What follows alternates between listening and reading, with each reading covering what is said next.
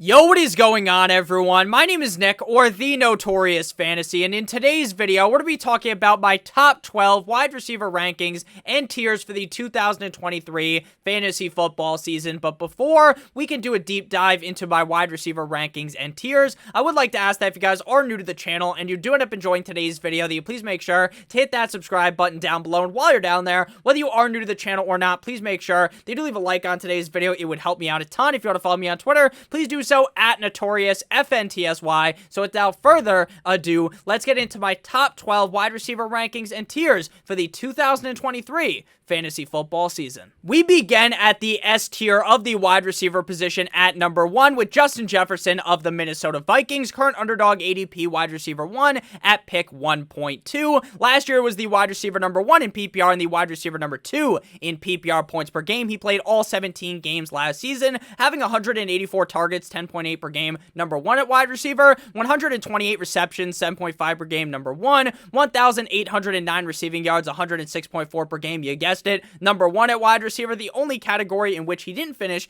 as the head honcho, the number 1 wide receiver, was total touchdowns, ranking 4th with 9 total touchdowns last season. In terms of efficiency, Justin Jefferson was incredibly efficient, 9.8 yards per target, 8th, 2.7 yards per team pass attempt, 3rd, and 328 total route wins, 1st at wide receiver. In terms of target accuracy, 7.5 for Justin Jefferson, 35th at wide receiver. I think Kirk Cousins gets a lot of hate for really no reason. People act like Kirk Cousins is Stevie Wonder out there and he can't read a defense worth anything. Obviously, Justin Jefferson would be in a lot better scenario if he was playing with his former college quarterback Joe Shiesty, or if he had Patrick Mahomes or someone else throwing him the ball. But ultimately, you don't need the best quarterback in the NFL for a wide receiver, the upper echelon caliber like Justin Jefferson, to succeed. He's going to be fed the ball in an offense that, from last year compared to the past, is a lot more pass heavy. They get rid of Dalvin Cook. I don't think that necessarily means they're going to be throwing the ball more, but this is a team that wanted to throw the ball a bunch in 2022. Their defense is pretty bad, so I think they're going to want to throw the ball a bunch late in games because that defense isn't going to do them too many favors. So Justin Jefferson, my wide receiver 1 in fantasy football this season. But the reason why we do these things in terms of tiers, why we have the S tier, the upper echelon, is because I believe any of these wide receivers could finish as the wide receiver number 1. At number 2, we got Ja'Marr Chase of the Cincinnati Bengals, current underdog ADP wide receiver 2 at pick 2.1. He was the wide receiver 11 in PPR last season, but that is because he only played in 12 games. He was the wide receiver 3 in PPR points per game. He had 134 targets, 11.2 per game, ranking 14th, 87 receptions, 7.3 per game, ranking 12th, 1,046 receiving yards, 87.2 per game, 16th, and he had the exact same amount of touchdowns as Justin Jefferson, with 9, ranking 4th at wide receiver. Like I talked about with Kirk Cousins, obviously he's not the best quarterback in the NFL. Ja'Marr Chase had an 8.1 target accuracy, 7th at wide receiver, and despite the fact that he has great wide receivers around him, such as Higgins, who would be a wide receiver 1 on a bunch of teams in the NFL, Ja'Marr Chase still ranked 10th in dominator rating with 31.9%. The dominator rating is the percentage of total team yards and team receiving yards for a player. Ja'Marr Chase, obviously one of the best wide receivers in the NFL, with one of the best quarterbacks in the NFL on one of the best offenses in the NFL. It is a no-brainer to rank him in the S tier. Now, when we're talking about S tier wide receivers, I see a lot of analysts have in tier 1 or the S tier just Ja'Marr Chase and Justin Jefferson.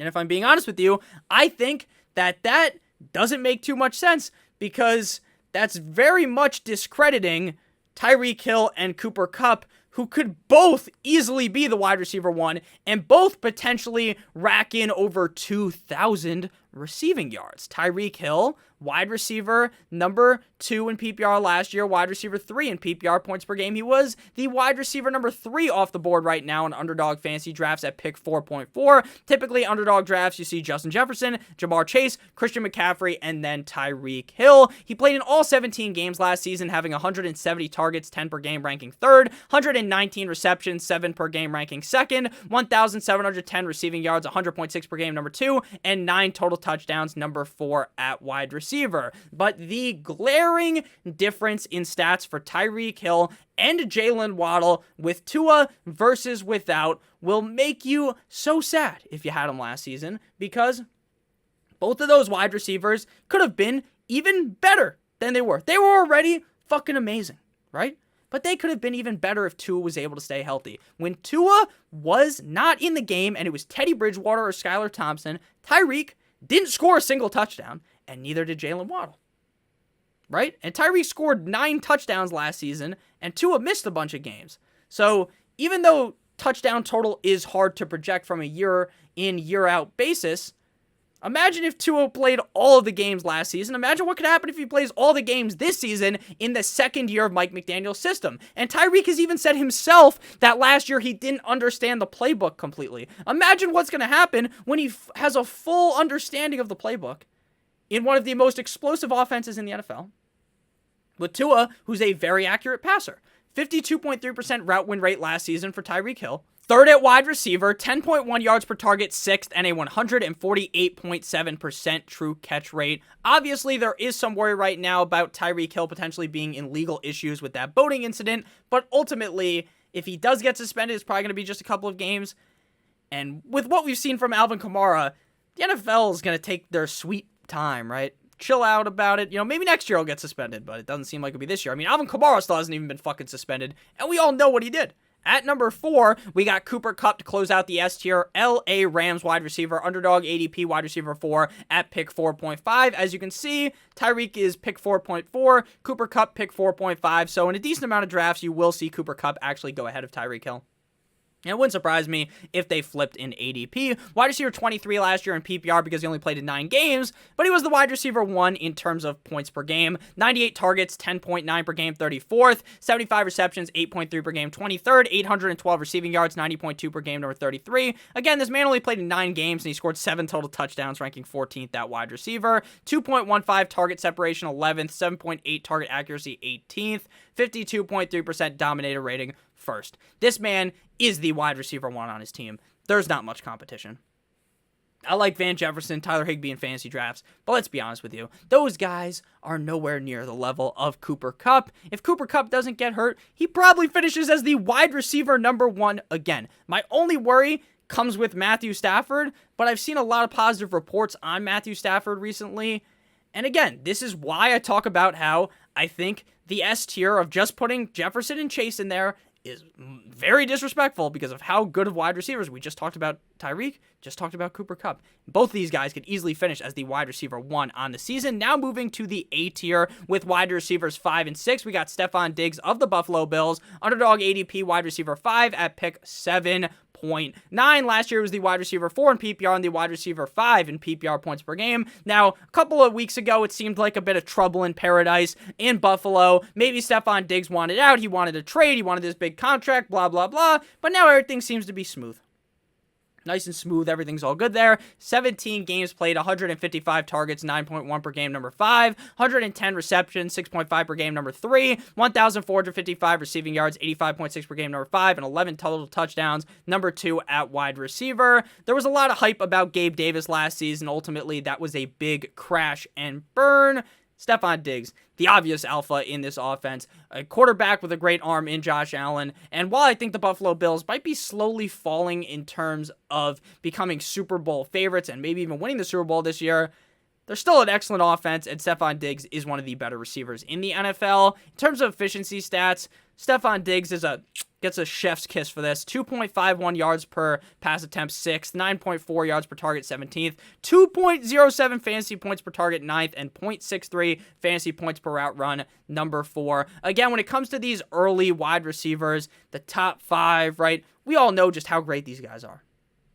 So I don't try to spend 3 minutes on each player. But man, oh man, Stefon Diggs, I got him right at where he's coming off the board on underdog. I think that's pretty fair. It's hard for me to want to rank Diggs over the guys in the S tier, and that's why he's in tier number A. To close out tier number A, we got Davante Adams of the Las Vegas Raiders. Underdog ADP wide receiver 9 at pick 13.7. Wide receiver 3 in PPR last season. Wide receiver 6 in PPR points per game. Yet everyone seems to be taking a metaphorical dump on the chest of Davante Adams. He is going in drafts outside of the first round. When is the last time that happened? Now I know, Nick, He doesn't have Aaron Rodgers anymore. This motherfucker didn't have Aaron Rodgers last year, and he was the wide receiver number 3 and the wide receiver 6 in PPR points per game, and now he's wide receiver 9 on Underdog. Wide receiver 9. This man was balling with Jarrett Stidham as his starting quarterback. Jarrett Stidham. 17 games played, 180 targets, 10.6 per game, number 2. 100 receptions, 5.9 per game, number 7. 1,516 receiving yards, 89.2 per game, number 3. And 14 touchdowns, number 1. He had 7 target accuracy, 69th. Very nice, Money Maborat, but it's not really nice, right? It's just funny because it's number 69. 43.2% dominator rating, 2nd. 256 total route wins, 5th. We all know how great Davante Adams is, but people are subduing his skill because Jimmy Garoppolo's there. Look, I get it. I don't like Jimmy Garoppolo either. Sure, he's a sexy bastard, but he's not a great quarterback. But neither was Derek Carr last year. Derek Carr was so bad that his wife started crying watching the games, okay? Davante Adams is going to be just fine. I get he's getting older, but it's not like he's 47 years old. He's going to be just fine. Stop sleeping on Davante Adams. That's a crazy thing to say. People are sleeping on who might be the best receiver in the NFL? A little crazy, right? A little crazy. And the Raiders' defense isn't great either, so they're going to be passing a lot in these games. Don't fall asleep at the wheel, all right? Davante Adams is worthy of a first-round pick. He should be a first-round pick. But he's not. Before we move on into the B tier, I would like to give you guys a quick word from our friends and our sponsor over at Underdog Fantasy. We've talked about them a bunch. Underdog Fantasy is the best place to play best ball fantasy football this summer. If you don't know what best ball is, it's the best part about fantasy football. It's the draft. You do your 18-round draft, and that's it. There's no waiver wire, there's no setting your lineup, and there is no trades. You just draft your team, and that's it. Every single week, Underdog automatically puts your highest scores into your lineup. So if you're someone who makes a lot of mistakes, you accidentally sit some random running back who scores 30 points on your bench, then guess what? Underdog will automatically throw them in your lineup. So you don't even have to make those decisions. They have the biggest best ball fantasy football contest ever.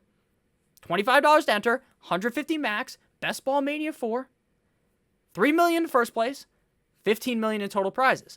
And if you're saying, you know what, that's a little too high of a price point, a little birdie told me the Pomeranian is going to be dropping tomorrow, which is a lower entry price draft that you can do. And if you don't want to join any of these big tournaments, you can just do a regular $3 draft on there against 12 other people, and it'll be just like your regular fantasy football league. It's a great way to practice for your fantasy football drafts. I love Underdog Fantasy, and there are going to be streams starting very, very soon where I'm drafting on there. Make sure that you use promo code Notorious for a first match deposit bonus of up to $100, or click on the link in the video description. You can deposit up to $100 to get that $100 first match deposit bonus. If you only want to do $25, you can get an extra $25, $50, and extra $50 on the website. So moving now to tier letter B, the B tier, we got wide receivers 7, 8, and 9. CeeDee Lamb at number 7 of the Dallas Cowboys. Underdog ADP wide receiver 7 at pick 10.6. He was the wide receiver 5 last year in PPR and the wide receiver 7 in points per game. He played in all 17 games last season, having 156 targets, 9.2 per game, number 4, 107 receptions, 6.3 per game, number 4, 1,359 receiving yards, 79.9 per game, number 6,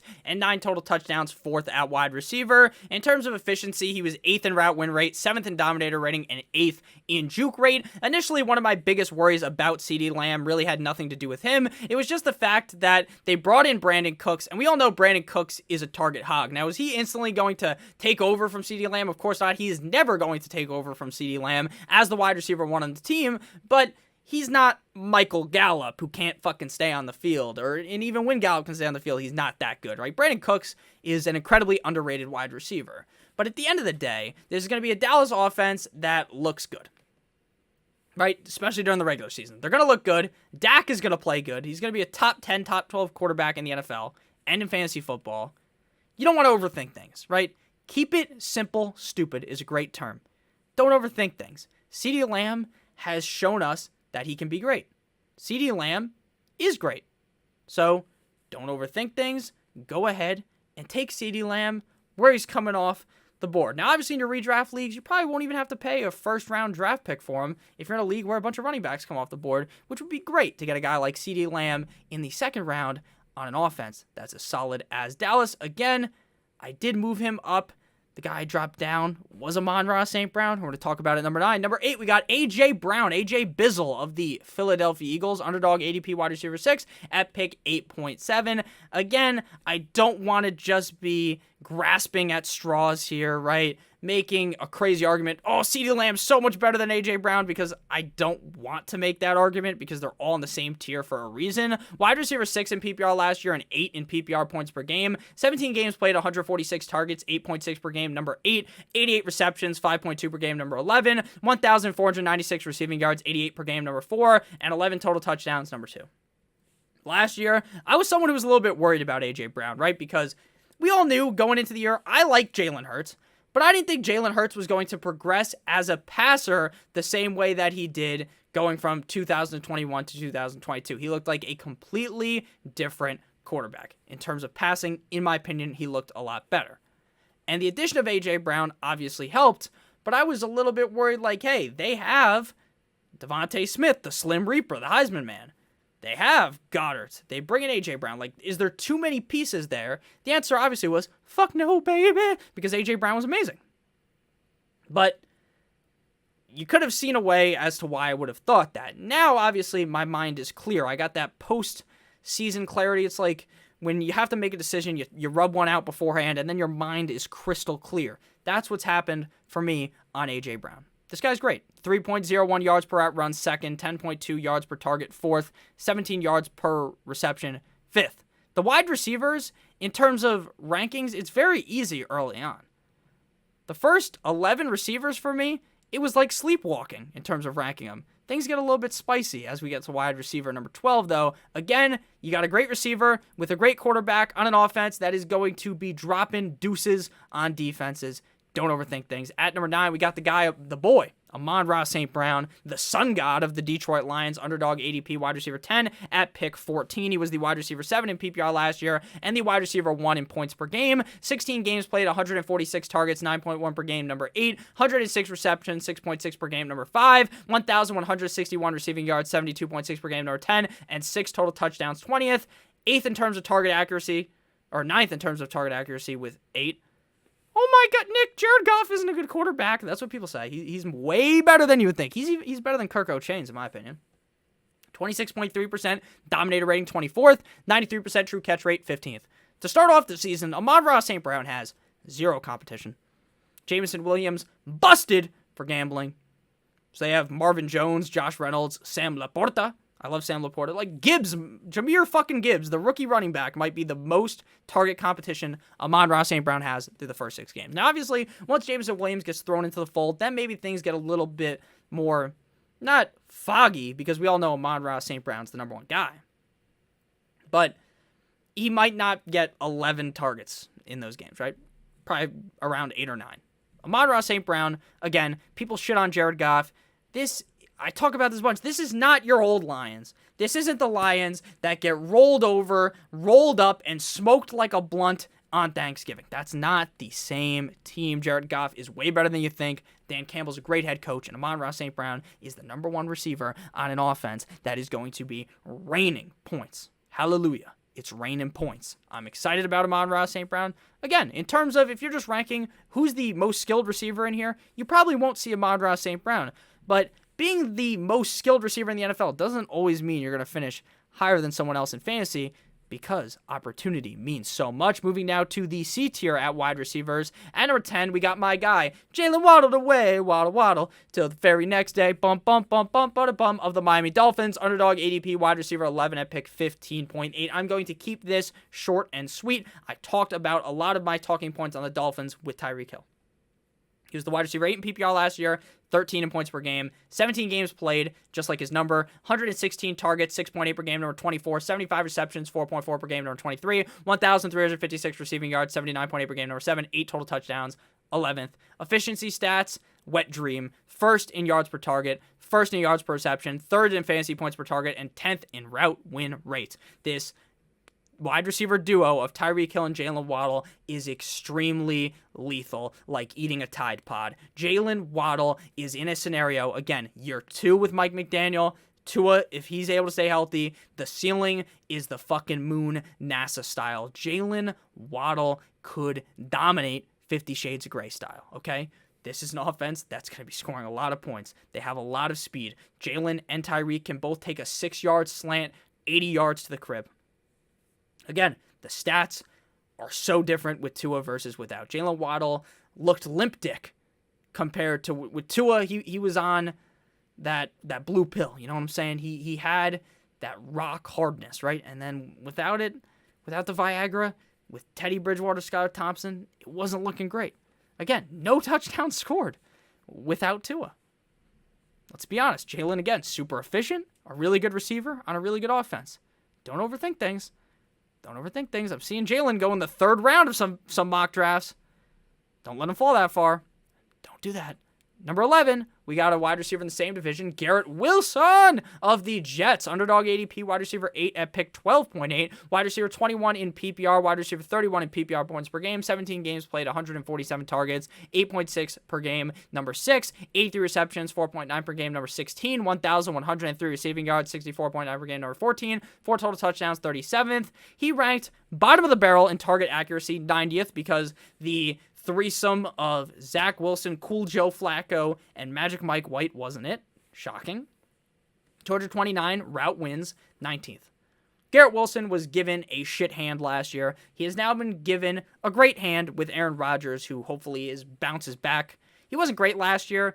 I don't think he's going to be back-to-back MVP Rodgers this year, right? Not that version of Rodgers, but way better than last season.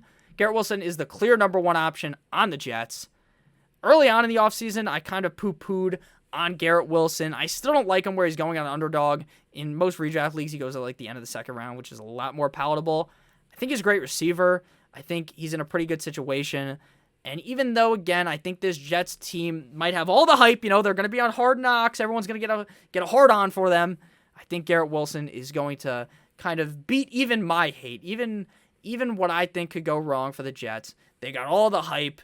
The Broncos from last year, I think they're going to be better than what the Broncos were. My only worry about Garrett Wilson is like the Jets defense is so good that they might not have to be throwing the ball a bunch late in games, which could hurt Garrett Wilson. And then moving now to the D tier, we have the final player here. Number 12, Higgins of the Cincinnati Bengals, underdog ADP wide receiver 14 at pick 23. Look, if you want to say, Nick, I have Chris Olave ahead of him. Nick, I have Davante Smith ahead of him. Nick, I have DK Metcalf. I would argue with that. But if you had Olave or Davante Smith, I'm not going to argue with you, right? They're all in the same tier for me. Wide receiver 19 in PPR, wide receiver 20 in PPR points per game. 16 games played in 2022 with 14 starts, 111 targets, 6.5 per game. Number 26, 75 receptions, 4.4 per game. Number 23, 1,042 receiving yards, 61.3 per game. Number 17, 7 total touchdowns, 14th. Again, despite the fact that T. Higgins has Jamar Chase in his offense, he's the 1B to the 1A of Jamar Chase. T. Higgins is an incredibly safe option, wrapping a latex around your roster. But he also has that crazy upside if Chase was to get hurt. Knock on wood, we don't root for injuries. If Chase gets hurt, say we're in week 8, where is T. Higgins ranked for that week? Probably top 6, top 5, right? He takes where he might even take where you put Jamar Chase. So like if it's a great matchup and you would have had Jamar Chase as the wide receiver 1, you might literally put T. Higgins in as the wide receiver 1, right? Now, I'm not saying T. Higgins is the same skill of Jamar Chase. I'm not fucking saying that. That would be crazy to say. But he's in a great offense, great quarterback, great situation. 11th in target accuracy, 16th in yards per target, 30th in yards per reception. Again, if you like Davante Smith better, you like Chris Olave better, go right ahead. I like this offense. I want pieces of the Cincinnati Bengals offense. I want a piece of those spike weeks. I want a piece of those games where Joe Burrow drops his piece in the mouth of the defense and T. Higgins, Jamar Chase, they all can go off, okay? So T. Higgins, I love him. Wide receiver, number 12. Thank you guys all so much for watching. If you did end up enjoying, make sure you hit that subscribe button down below, as well as hitting that like button. It would help me out a ton. If you want to follow me on Twitter, please do so at NotoriousFantasy. Again, Underdog Fantasy, link in the video description. Make sure you guys sign up on there. I love you guys all so much. Hope you have a great guys' day. And as always, good boy.